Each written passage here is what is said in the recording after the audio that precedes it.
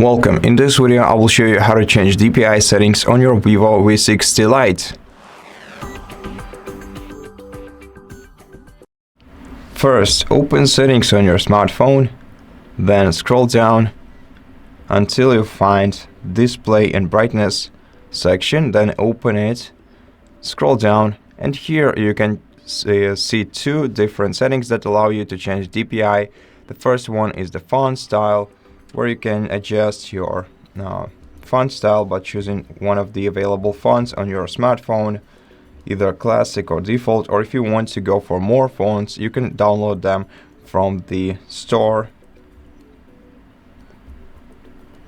If you want to change the display size and font size, you have to go to font and display size, and now to increase the font size, move the font size slider to the right. To decrease it, move it to the left, and just go with whatever matches your taste.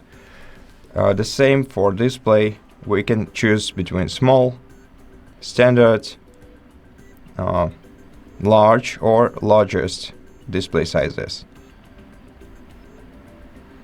And you can also make the text bolder if you want to by switching this toggle to the right. To apply settings, simply leave this menu. And that's basically it.